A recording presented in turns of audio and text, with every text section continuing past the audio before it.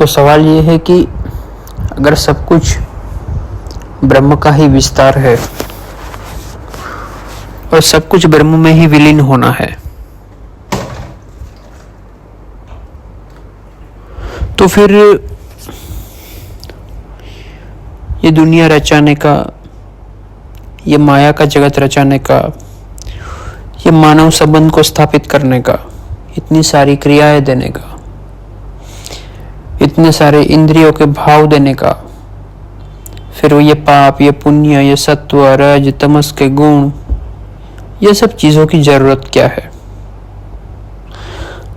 जब सब कुछ एक ब्रह्म का ही विस्तार है, जब हम सब लोग एक ब्रह्म के ही अंश है और अंत में प्रलय के समय अगर सब कुछ एक ही ब्रह्म में विलीन होना है, तो ये सब क्यों है? ये इस चीज की क्या जरूरत है? इस चीज को समझना बहुत जरूरी है। इस चीज को इसलिए समझना जरूरी है क्योंकि इसको समझने से आप पाप और पुण्य के दायरे से ऊपर उठ जाओगे। इस चीज को इसीलिए भी समझना जरूरी है क्योंकि इसको समझने से आप अहंकार और अपराध भाव दोनों से ऊपर उठ जाओगे। इस चीज को इसीलिए समझना जरूरी है क्योंकि इसको समझने से आप द्वंद्व के ऊपर उठ जाओगे।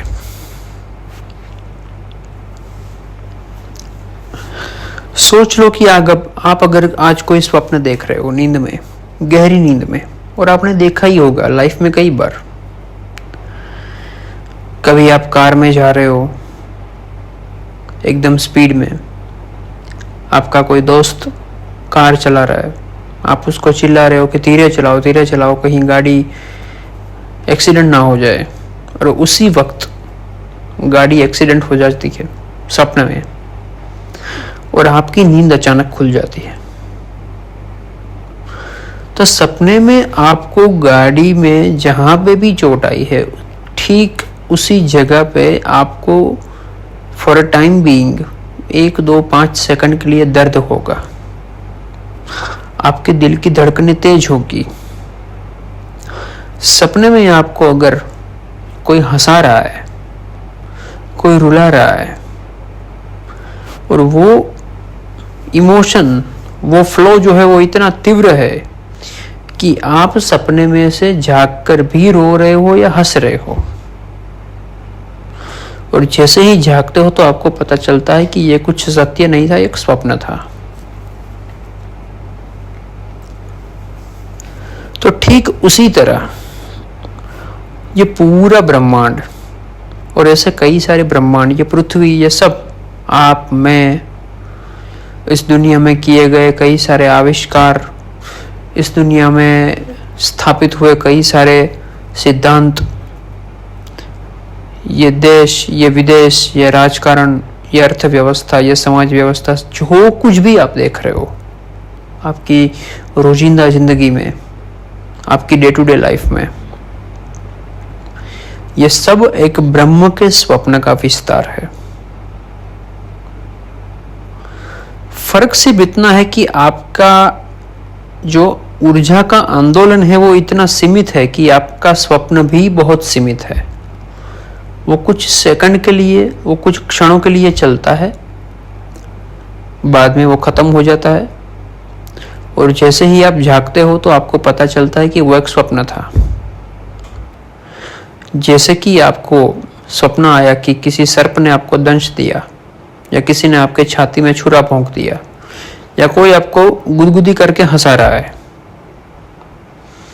तो आप जैसे ही स्वप्न से जागोगे तो आप पाओगे कि आपको सर्प ने दंश दिया, तो अगर हाथ में दंश दिया तो आपको हाथ में 1-2 सेकंड के लिए दर्द होगा। रियल लाइफ में भी जब जागोगे तब भी आपको अगर गुदगुदी करके कोई हंसा रहा है, तो आपको जब जागोगे तब भी आपको वहां पे कुछ फील होगा, आप हंसोगे, नींद में से जाग के हंस पड़ोगे, या फिर हंसते हंसते जागोगे।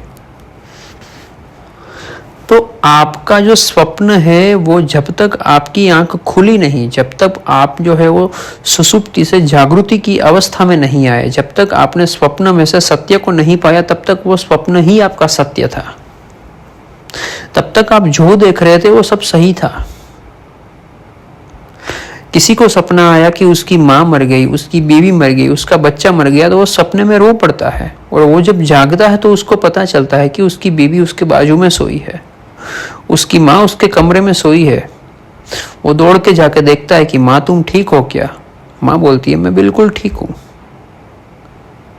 तो उसके स्वप्न का जैसे ही भंग होता है तो सत्य सामने आ जाता है कि सब कुछ ठीक है, कुछ बिगड़ा नहीं है। वैसे ही जब ये ब्रह्म जो है वो सपना देख रहा है और उस स्वप्न के पात्र हम और आप हैं। कोई नौकरी कर रहा है, कोई धंधा कर रहा है, कोई चिल्ला रहा है, कोई खुश है, कोई दुखी है, किसी की बीवी भाग गई है, किसी की बीवी अच्छे से रख रही है, कोई साधना मार्ग में है, कोई पैसों के पीछे पागल है, कोई माया में लिप्त है, कोई आत्म साक्षात्कार में पीछे पड़ा है कि मुझे ब्रह्म ज्ञान चाहिए। ये जो कुछ भी आप देख रहे हो, जो कुछ भी, वो सब माया का विस्तार है।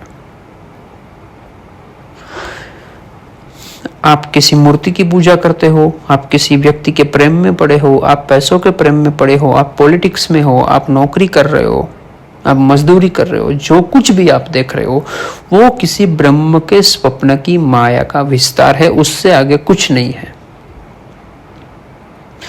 और हम यहाँ पे इस दुनिया में ये ठान के बैठे हैं कि मैं ही करता हूं, मैं ही धरता हूं और मैं ही हरता हूं।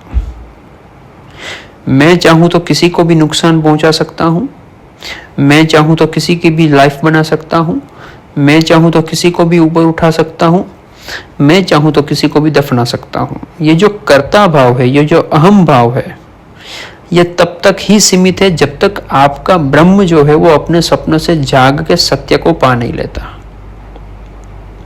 जब तक ब्रह्म की सुसुप्ति है, जब तक ब्रह्म सोया है, तब तक ये सब माया है, तब तक ये सब अहंकार है, ईर्ष्या है, राग है, द्वेष है, निंदा है, सब भाव है, सब इंद्रिय जनित अवस्था जो भी है वो, ये सब का अस्तित्व तब तक है जब तक आपका ब्रह्म जो है वो नींद से जागा नहीं है।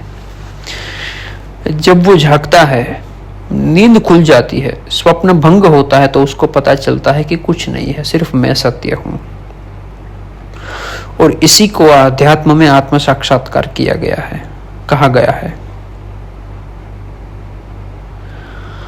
तो आपको ये समझना जरूरी है कि आप किसी ब्रह्म के, किसी महान एनर्जी के, किसी बड़ी एनर्जी के स्वप्न का एक हिस्सा है, जहां पे अहंकार को कोई स्थान नहीं है, जहां पे कर्ता भाव को कोई स्थान नहीं है, जहां पे डूअर्स ईगो को कोई स्थान नहीं है। क्योंकि आप हो ही किसी के पार्ट, क्योंकि आप हो ही एक मैकेनिज्म के पार्ट, तो फिर आपको कुछ करना है ही नहीं। आप एक वलय में फंसे हो, आप एक चक्र में फंसे हो। आपको वही बाहर निकाल सकता है जिसने आपको इस चक्कर में डाला है। उसी को समर्पित होना है, उसी को साधना है, उसी को पाना है। अगर आपका वलय, आपकी माया, आपकी सृष्टि ही आपका सत्य है, तो आप परम सत्य को कभी नहीं पा सकते। लेकिन आप जब ये समझ जाते हो कि मैं किसी चक्कर में गोल गोल घूम रहा हूं, तब आपको ये भी पता चलता है कि कोई तो होगा जो बाहर बैठा है, जो मुझे यहां से बाहर निकाल सकता है। यहां यह याद रखना जरूरी है कि चक्कर में फंसा हुआ कोई भी आदमी आपको इस चक्कर से बाहर नहीं निकाल सकता, क्योंकि जो आपका सहयात्री है वो आपको कहीं बाहर नहीं निकाल सकता। आपको किसी चलती ट्रेन में से बाहर निकालने के लिए किसी का हाथ थामना जरूरी है। कोई होगा जो बाहर खड़ा रह के उसका हाथ जो है वो आपको दे रहा है कि आप इसको थाम लो और आप उतर जाओ। कोई होगा जो ट्रेन के बाहर खड़ा है, जो आपको बुला रहा है कि मेरे पास आ जाओ, अगर कूदोगे तो गिरोगे नहीं, मैं संभाल लूंगा। ट्रेन के अंदर आपके साथ में बैठा हुआ व्यक्ति आपको कहीं पहुंचा नहीं सकता। वो आपका सहयात्री बन सकता है, वो आपकी पीड़ा में भाग ले सकता है, वो आपको आश्वासन दे सकता है, लेकिन वो आपको अवस्था नहीं दे सकता। अगर अवस्था चाहिए, अगर कहीं पे पहुंचना है, तो आपको उस ट्रेन के डिब्बे से बाहर निकलना होगा, आपको उस वलय से बाहर निकलना होगा, आपको उस चक्र से बाहर निकलना होगा। और वहां तक आपको वहीं पहुंचा सकता है जो इस चक्कर से बाहर है। उसी को आध्यात्म में समर्थ गुरु बोला गया है, उसी को परब्रह्म बोला गया है, उसी को शिव बोला गया है, उसी को जो है वो एक परम तत्व बोला गया है। आज के लिए इतना ही। जय गुरुदेव, जय माई की।